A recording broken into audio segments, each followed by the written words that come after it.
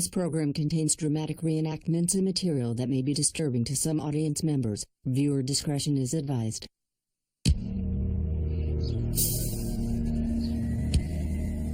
At 1:45 on a Monday afternoon, an anxious Stacy Castor phones 911. Police Communications, Nicole, can I help you?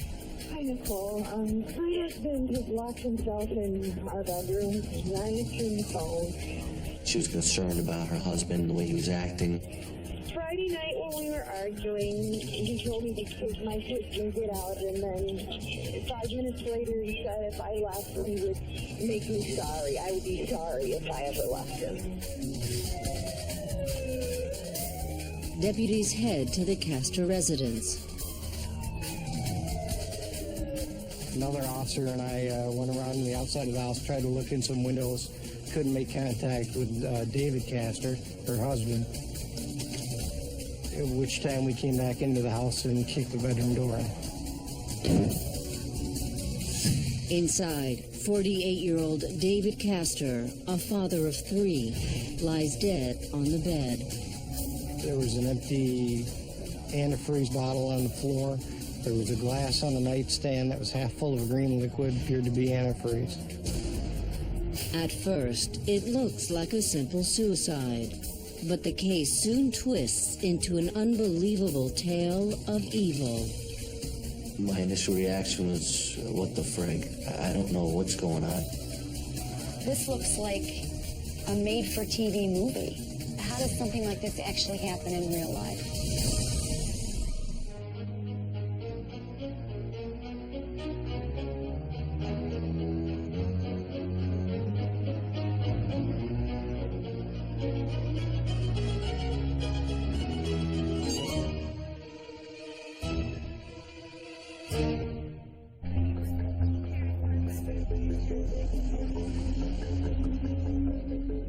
Within minutes of David Castor's body being discovered, investigators with the Onondaga County Sheriff's Department arrived to examine the scene. David Castor was lying face down on the bed, naked.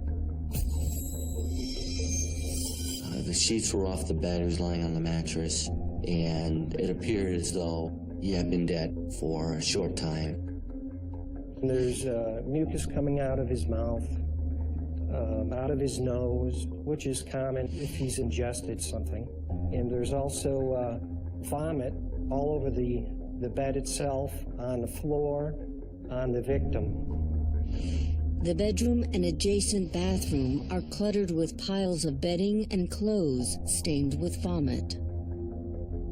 The wife, Stacy Castor, gave some initial comments to the effect that her husband had been depressed and hadn't been himself, and there had been this big fight.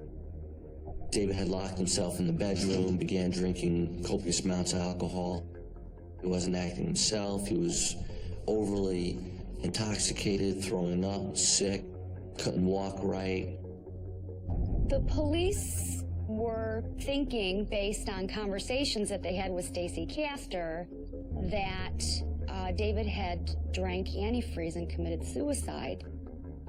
But as crime scene technicians examine the evidence, investigators are not so sure. What I noticed right away about the antifreeze bottle is that there's vomit that has come down along the exterior of the bed, and it's pooled underneath this antifreeze bottle, but not on the bottle itself, which I thought was kind of unusual. There was a nightstand next to him that had a couple of bottles of liquor and 2 glasses, one that was empty and one that was filled with a green liquid. That glass was almost pristine. It was in excellent shape. It did not look like someone had been drinking out of excessively, someone especially that was throwing up and sick and sweating and everything else. Another red flag is raised when a shotgun is found underneath the bed. If this is a suicide, you have a gun available. One's really painful if this is antifreeze, and the other one's quick. David Castor was a big hunter, Why wouldn't you use a shotgun? Why would you drink antifreeze? As investigators sweep the house for evidence, they find another strange clue. While I was searching the kitchen garbage can, I located a turkey baster. There were no other food items in the garbage can. It was just all papers. And I thought that was a little odd, and then when I realized that there didn't appear to be anything wrong with the turkey baster, I pulled the bulb off the end of it. It had droplets inside it. Our first inkling was, if this has got, you know, antifreeze in it, what's it doing in the kitchen trash when he's locked himself in the bedroom? While technicians tag and collect the evidence, detectives try to question David's wife, Stacy. Stacy Castor is very distraught when she learns that her husband is dead. And she is almost at the point where it's very difficult to interview her. David Castor's father had died recently, and she described him as being very depressed. Stacy was David's second wife. They'd been married for 2 years. She says her husband had been going through a difficult time.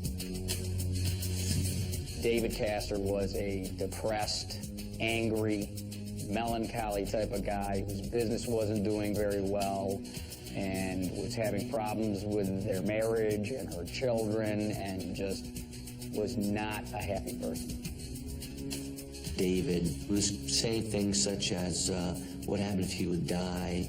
What would she do? How would she go on? How would she survive? She described that they'd had a conversation Friday, late in the night until early in the morning on Saturday, where he was talking about burial plots. David's ex-wife Janice and their son David Jr. present a different account of David Sr.'s position in life. It just seemed all surreal, like I really didn't believe it, why he would do that. I mean, he was young, healthy, he had lots of things that he enjoyed. I couldn't believe it. He would never, ever commit suicide. Never. He was too strong. He loved life. The thing that really got to me was the antifreeze. I mean, I think everybody in their life has thought about suicide once, but not something that would take hours of pain and agony, just something quick and get it done and over with. The medical examiner's autopsy places the time of death as sometime late Sunday night or early Monday morning. The report confirms the cause of death as antifreeze poisoning. When someone ingests or is given antifreeze, what happens is the body begins to break it down through enzymes in the liver. They form crystals within the kidney tubule, and they actually cause damage and cause death through renal failure or kidney failure. The medical examiner also rules the death a suicide. The information that we had, it was that David Castor had some financial troubles, and that there was obviously a container of antifreeze there and a cup that had antifreeze in it. And all that information was consistent with his death being the result of a suicide. The decision sparks a controversy within the sheriff's department. The initial reaction was actually split. Not necessarily 50-50, but there were officers on the scene who were very adamant that this was a suicide. I really wasn't sure what was going on, and that's why we began looking at the evidence and deciding, let's let the evidence begin speaking for itself. While investigators wait for lab test results, they review the known facts. The 48-year-old victim was described by his wife as depressed, yet his son and ex-wife feel he would not commit suicide. Empty liquor bottles and a glass of antifreeze are found on the nightstand. But in the kitchen trash, there's a turkey baster, possibly containing antifreeze. Investigators aren't sure what to think. My own initial thoughts were, well, let's wait until the forensics come in and then make a decision. To the detectives closest to the case, it's looking less and less like a simple suicide. Detectives develop intuition over the years of working these cases, and something wasn't sitting well. If David Castor didn't commit suicide, who killed him?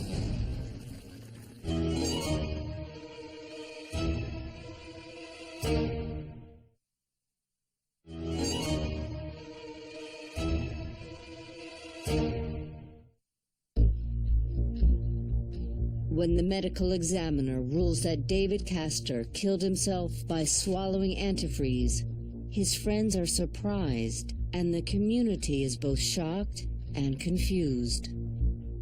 Why would this man kill himself, especially with antifreeze? Why would he do something that was so horrible? Detectives interview Castor's friends and family.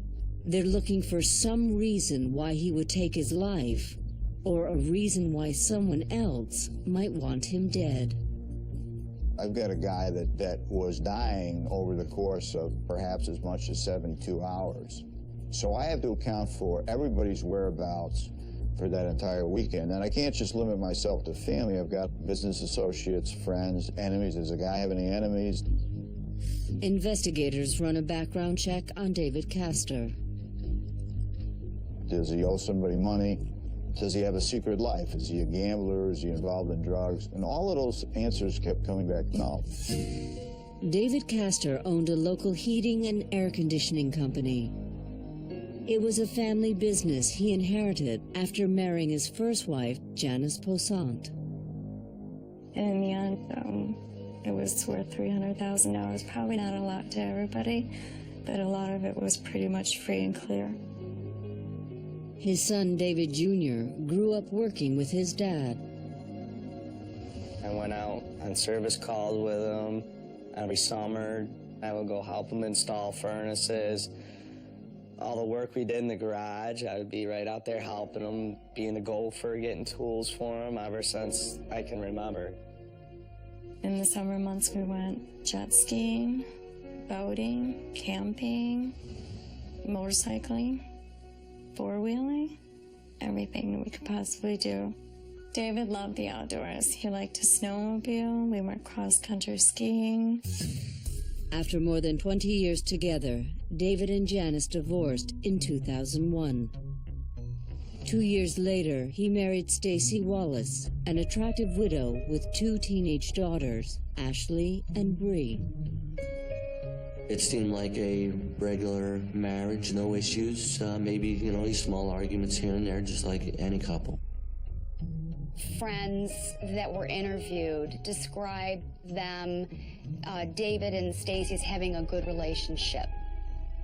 But David's relationship with Stacy's daughters may have been strained. Ashley and Bree had a difficult time accepting David as their stepfather, and that caused some friction between the three of them. The day after David's death, Stacy Castor has calmed down enough to talk with detectives. She recounts in detail the events of the previous weekend. Stacy Castor says that Friday night he came home. They were going to celebrate an anniversary dinner. It was their wedding anniversary a couple of days earlier. And because of family commitments, they didn't get to celebrate it.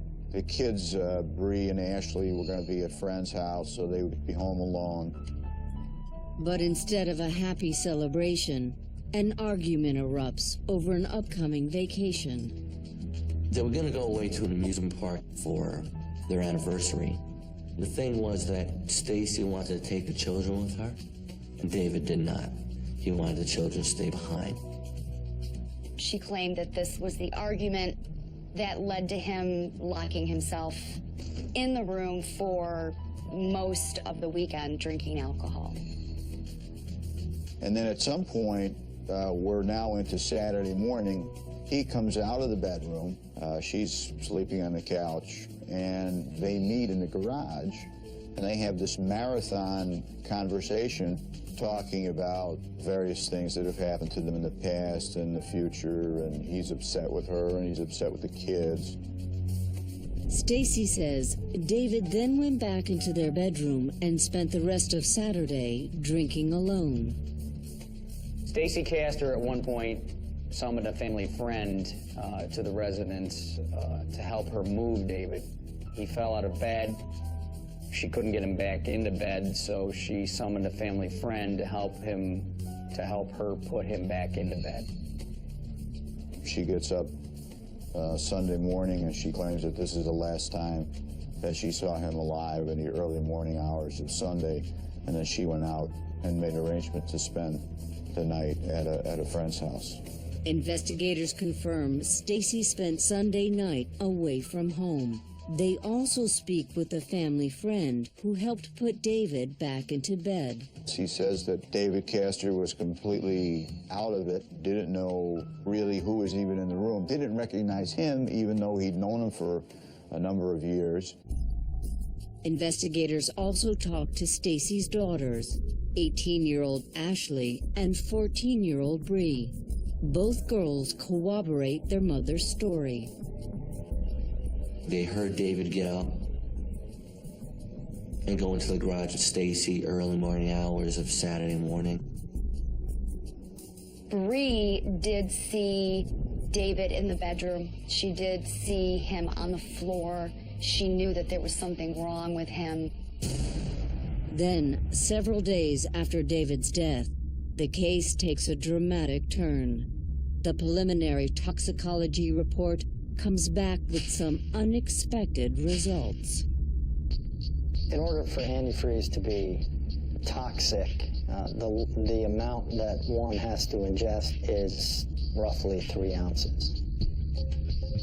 David Castor has very little antifreeze in him. He has very little alcohol in him. So one would suggest if you're drinking all weekend long, wouldn't you still be intoxicated? If you had ingested antifreeze at the end of this whole drunken weekend, there should be a good amount of antifreeze still in your system. There was something going on here. But as the case is heating up, the county's forensics unit slams on the brakes. Their regulations say they can't process evidence if the case is ruled a suicide. If the medical examiner agrees that it's a suicide, then it's pretty clear that there is many other things that the investigators could be doing that are legitimate cases. Detectives need time to regroup. Unless they can convince the medical examiner he's wrong, the investigation is over.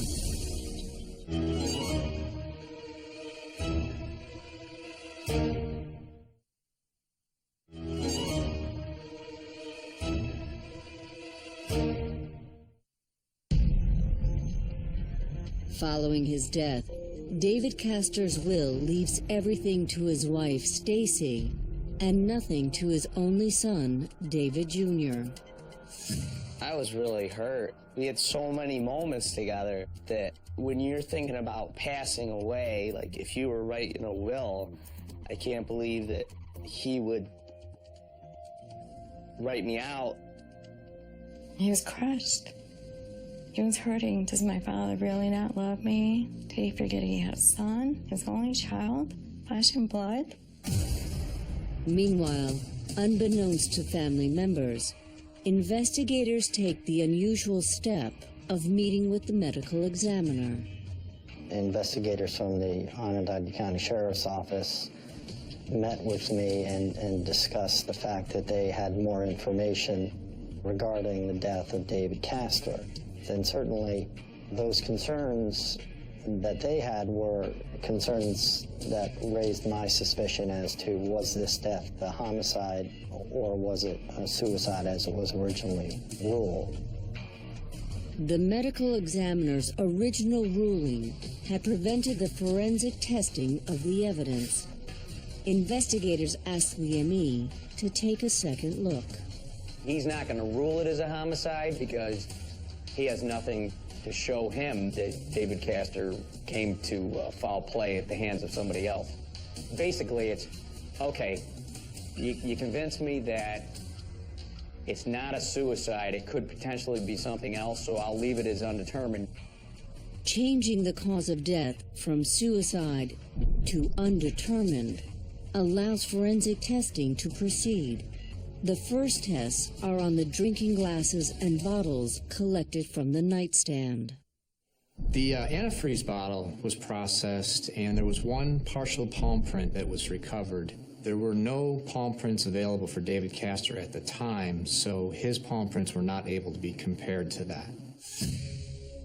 The dirty, smudged-up drinking glass found on the nightstand contains David Castor's prints. But the glass with the antifreeze doesn't. It has someone else's. The results on the glass that contained the antifreeze, there were 3 prints that were photographed that were identified as belonging to Stacy Castor. We had to ask Stacy and her daughters to come in to elimination of fingerprints because they live in the residence, so their fingerprints will be there. And Stacy, Ashley, and Bree came in and gave elimination prints. David Castor's fingerprints were nowhere to be found on the glass. There was no smudges. There was no incomplete fingerprints. There was solely 3 fingerprints belonging to Stacy Castor. Based on the prints, detectives review all the facts of the case. They take a second look at Stacy's statements to police. They also dig into her phone records and discover a surprising inconsistency. Stacy Castor originally told everybody, the responding deputies and investigators, that she made several phone calls to the residents on the morning that they found David Castor. That wasn't true. Stacy did not call the house numerous times, and she did not call his cell phone numerous times as she stated she did. Several months after the death of David Castor, tests confirm the turkey baster contains drops of antifreeze. The kitchen utensil is also tested for DNA. The primary interest in the turkey baster is to determine who may have come in contact with a turkey baster and how it may have been used, if at all, in this case. The analysis of the turkey baster turns up nothing on the bulb end, but a test of the tip reveals a DNA profile matching David Castor. What was interesting about the turkey baster was that the amount of DNA that was recovered was actually more than what you would normally expect than if someone had just casually come in contact with a turkey baster. This was huge. Why would there be antifreeze in a turkey baster with David's DNA on the tip if in the room next to the bed there was a glass half full of antifreeze? Quite frankly, I've been in this business a long time. I've never seen suicide by turkey baster before. The results change everything. Investigators quickly develop a new theory of what happened. It appeared as though the antifreeze or the ethylene glycol was taking its effect on David throughout the weekend, and that was what was ravaging the system rather than the alcoholic beverages. It's an extreme possibility that while David was so intoxicated, Stacy put this turkey baster down his throat, because it doesn't take more than a couple ounces to kill a grown man. So putting that turkey baster down his throat with that antifreeze was a way to get it down him. She threw it away, but she threw it in the kitchen, not knowing that we go through the whole house.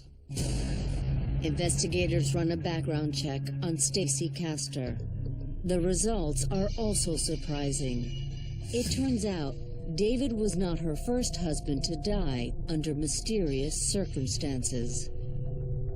Michael Wallace is Stacy Castor's first husband, the father of Bree Wallace and Ashley Wallace. He died 5 years prior to David Castor of a heart attack. Although a doctor did say that he died from heart trouble, he didn't have a history of heart trouble. And he was such a young man, it just really didn't make sense. So we said, you know what? We need to get his medical records and we need to take a look at them. While Michael Wallace's medical records are subpoenaed, detectives review their evidence. David Castor's psychological profile indicates no suicidal tendencies. The glass of antifreeze on the nightstand had only Stacy Castor's prints.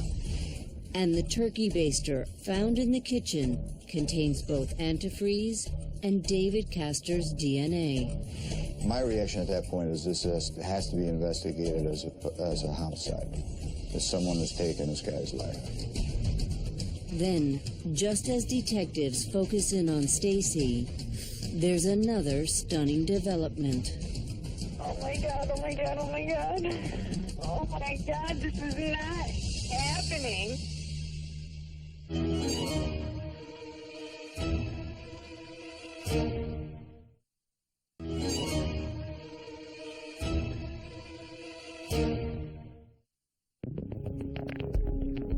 With all the evidence pointing towards Stacy Castor, investigators decide to take a closer look at how her first husband, Michael Wallace, died.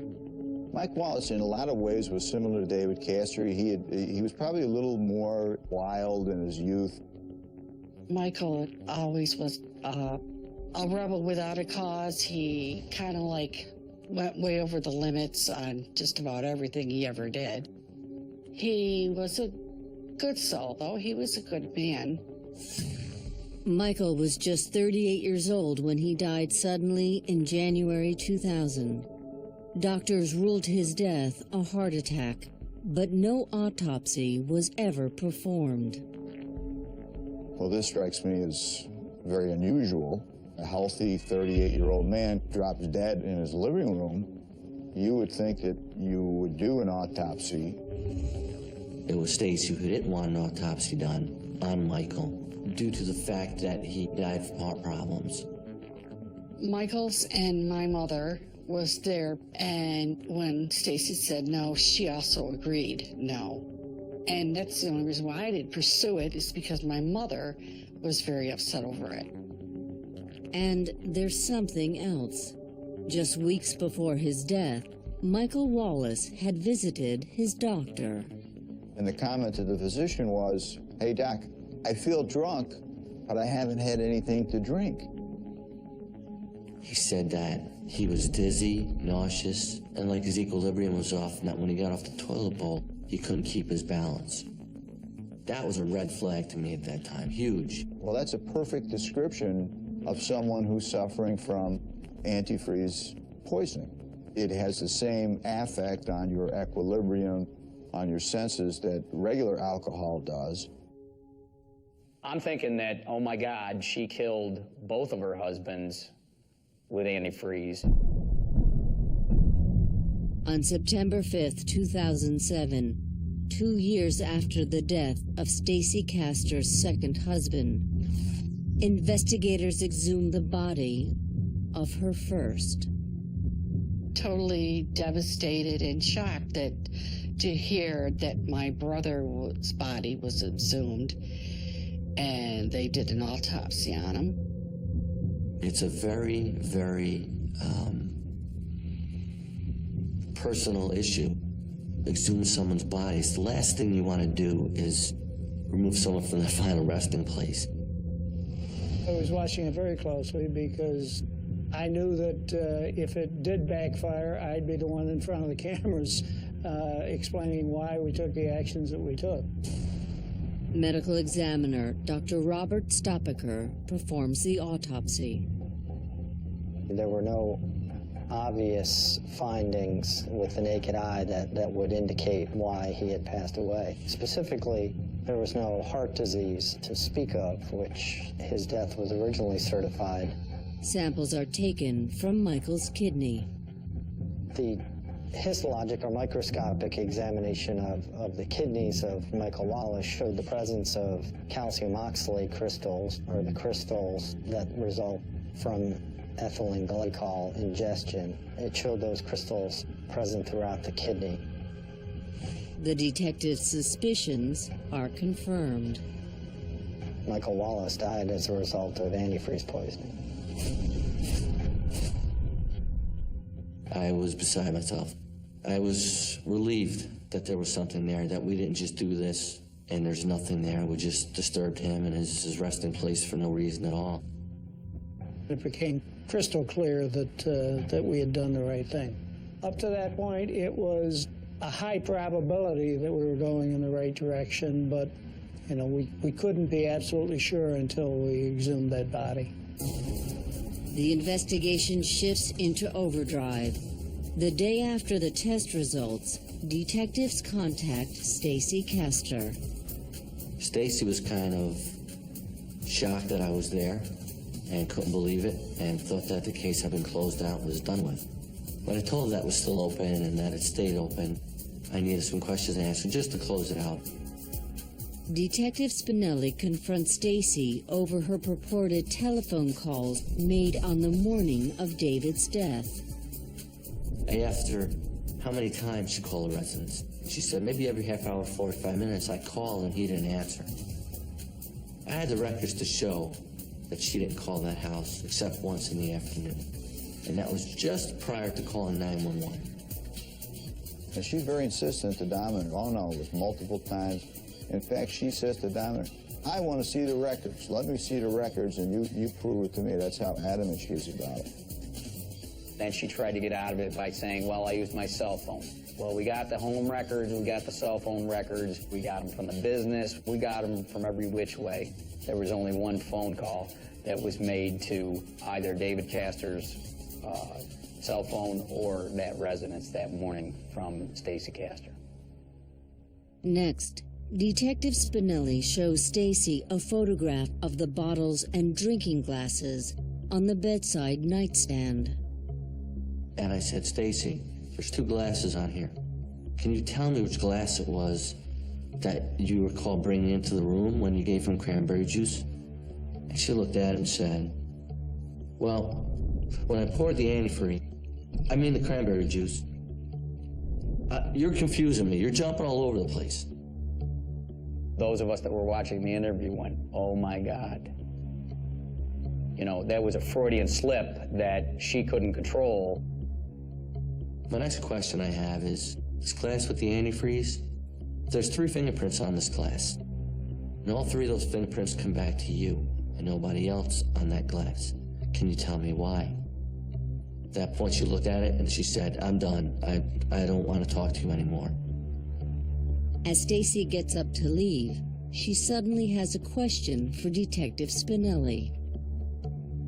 As I got my paperwork together to leave the room, she happened to catch a glimpse of the turkey baster, and she looked at it and said, what's that? What is that? What's that picture of? And I said, it's just a turkey baster. And she said, why? What is it? And I said, I'm sorry, but you discontinued the interview at this point. I can't talk to you anymore. And at that point, I left the room. Over the next several days, investigators fan out and re-interview the family and friends of David Castor and Michael Wallace. I couldn't comprehend what he was saying. I looked at him and I said, you think Stacy did this? No. I said, Stacy's my sister-in-law. She's not like that. She loved my brother with all her heart. My thoughts then were, I wonder what else she might be capable of. The stress is there, the pressure, all they know, they're going to find out. What is she going to do next? A week after confronting Stacy, detectives inform Ashley of her father's exhumation. Ashley was extremely upset. She couldn't understand why we would dig her father up. She didn't want to believe that her mother would have anything to do with killing her father. She shut down on him. Then she got on her phone and telephoned Stacy, who was at home. Mommy, they came to my freaking school. They came to your school? They came to my freaking school. I'm really freaking out right now. Oh my God. Do you want me to come and get you? No, I have to be here. All right, calm down and go back to class, all right? I love you. I love you too. Bye. It worked as kind of like a little bonding thing between the two girls and their mom. The bad police versus the three Wallace women. Then, just as investigators prepare to arrest Stacy, a shocking 911 call changes everything. I need an ambulance. My daughter, I believe, has taken some pills. My youngest daughter came in her room and screamed, and I just woke up. What's your name, please? My name is Stacy Castor. 20-year-old Ashley Wallace clings to life. Pill bottles and a nearly empty bottle of vodka lay nearby. Is that her? Oh, she's throwing up. Oh, side. What do I have to read? She left a letter. What? She left a letter. Oh my god, oh my god, oh my god. Oh my god, this is not happening. The note is 1 page long. In it, Ashley admits to killing both David Castor and Michael Wallace.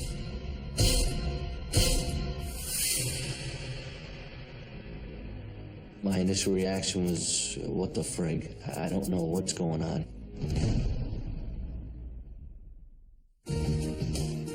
Get more solved online.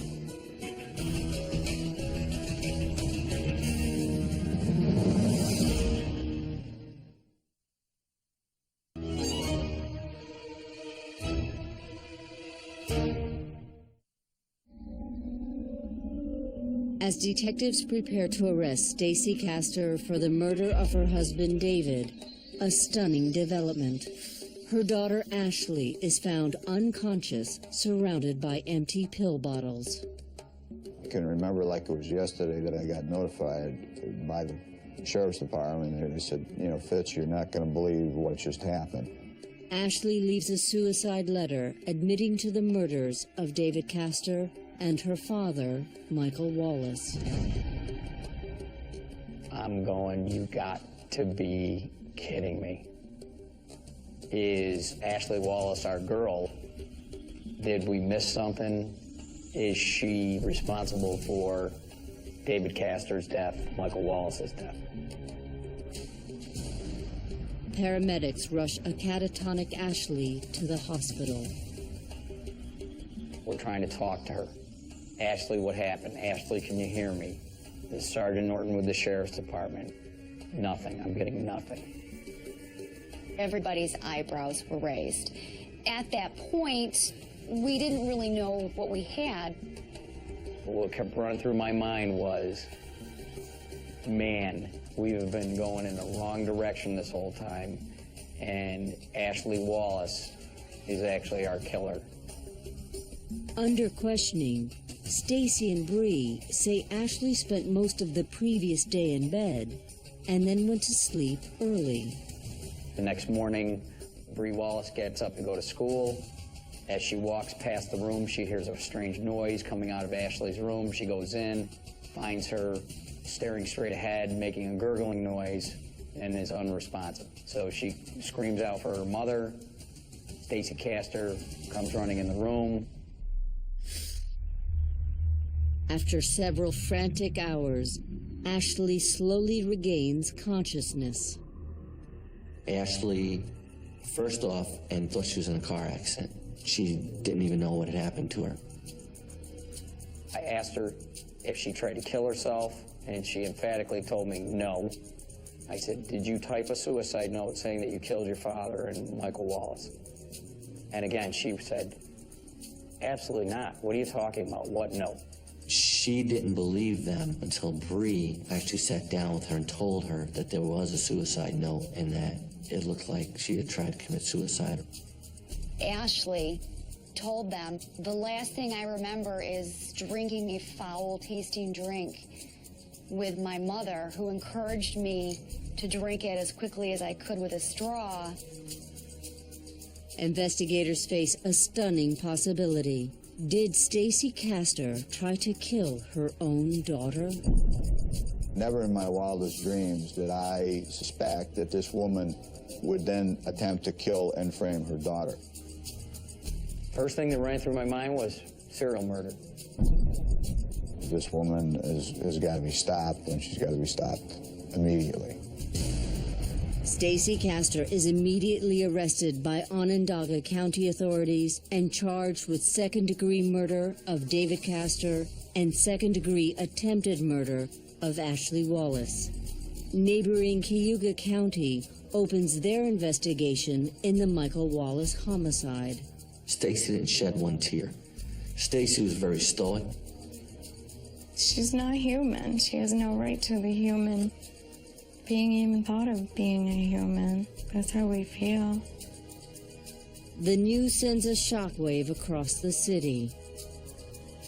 What shocked the community more than anything else was the idea that a mother would attempt to murder her own daughter to save her own skin, to blame her for the murders of her two husbands.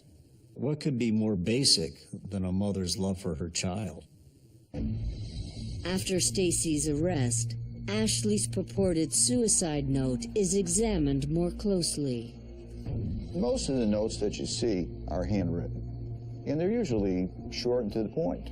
Here, you've got, I call it the War and Peace of suicide notes. It's 756 words long. What stood out to me about the suicide note was its detail. The fact that it was typed. The fact that it had the word antifree in it, which is a word that Stacy used during her interview with Dominic Spinelli a week before. It jumped out and hit me like a ton of bricks. When I read that note and saw the antifree comment in the note, no one I've ever talked to knows by antifree. It's antifreeze.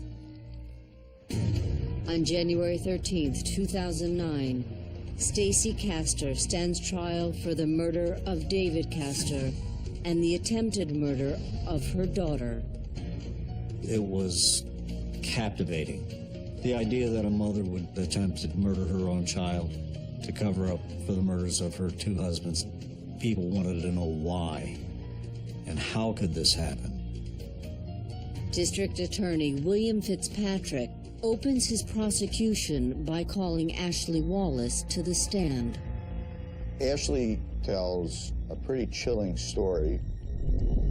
Thursday, Mom stops to get a bottle of vodka and says, I might not be around for your 21st birthday, so we're going to celebrate today. She came home and she was like, let's get drunk. Let's get just totally drunk. Her mother sent her into the basement to do some laundry. When she came up, her mother had a cocktail fixed for her, and she started to drink it, and she told her mother, this is horrible, I don't like the taste. What did you say? And I was like, Mom, this doesn't taste good. And she's like, there's probably too much vodka in there. Stacy shows Ashley a trick to get the drink down. So her mother says to her, take a straw, put it in the back of your throat, and sip it as quickly as you can until it's gone. And that's what she did. I asked her, I said, well, okay, Ashley, if it's foul tasting, why would you drink it? She says, look, I'm 20 years old. I'm doing something illicit. I'm drinking alcohol with my mom, who I trust, who I never in my wildest dreams thought would try to hurt me. And I want her to be, cool. That's the last thing Ashley remembers before waking up in the hospital. Prosecutors argue that a desperate Stacy spiked her daughter's drink with crushed-up pills. Well, she has no other choice. She's not going to say I did it, so she's got to blame it on somebody. Who's the only person that spans the bridge from Mike Wallace to David Castor? Oh, I know, my daughter, Ashley. Most people, when they get tired of someone in a relationship, they move on. And I think Stacy got tired of both of them, and instead of leaving them, she killed them. You solemnly swear to tell the truth, the whole truth, and nothing but the truth, so help you God? I do. Please sit. Stacy takes the stand in her own defense and points the finger at Ashley. From the defense's point of view, Ashley Wallace was a unstable young woman who just hated her stepfather and wanted to get him out of the way so that it would just be her mother, her sister, and she. And your answer to this jury, when I ask you to give them the number one reason why Ashley Wallace killed her own father with antifreeze, your answer is, I don't know. Correct? That's correct. The cross-examination of Stacy Castor was one incredible court scene. This is normal. For Ashley to be in her bedroom for 17 hours? Sure it is. Sure it is.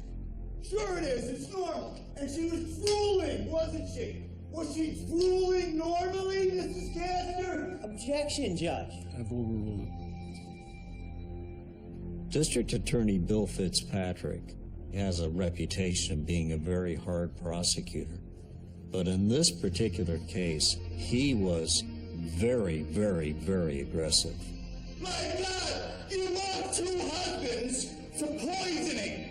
Your daughter had just learned that her father was dug out of his grave. You tell your boyfriend that she's drooling normally in the bedroom. My God! Is this your testimony? Yes. As prosecutors focus on how she killed her husband, Stacy remains stone-faced.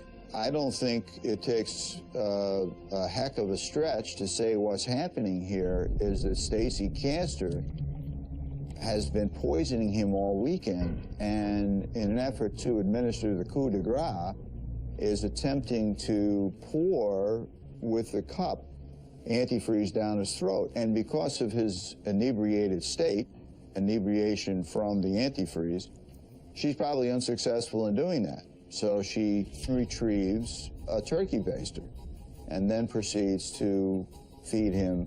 Prosecutors allege that she placed the baster in his mouth.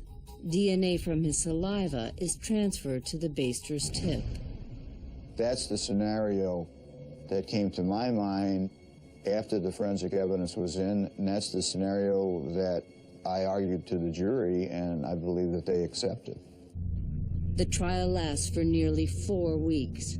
On February 5th, 2009, the jury returns with its verdict. As to count number 1, murder in the second degree, what is the verdict? Guilty. Attempted murder in the second degree, what's the verdict? Guilty. It's an affirmation of, everything that you've strived for and you've done in this case, and it was a tremendous personal satisfaction of joy for Ashley and Bree. Huge vindication for Detective Spinelli, because he could have easily let our office determine it was a suicide and close it. And then you would have had 2 dead men that were murdered and no one knew about it.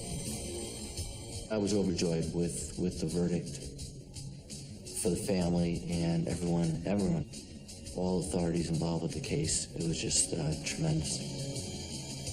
Dominic Spinelli was awesome. Oh my gosh. Hug, shake his hand, thank him deeply so from the bottom of our hearts.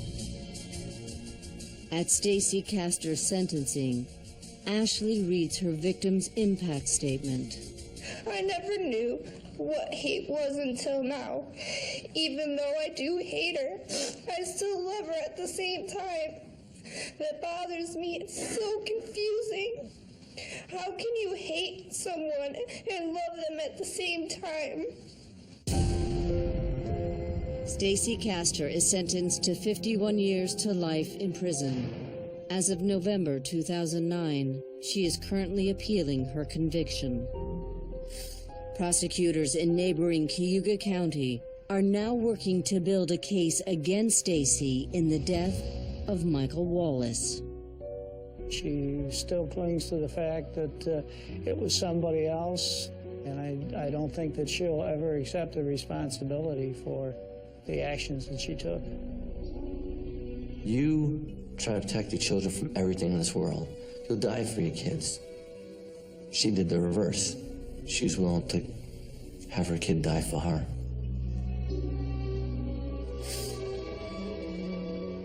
While David Castor Jr. mourns the loss of his father, he does find a bit of solace. A friend of Stacy's admits she helped falsify David Castor Sr.'s will.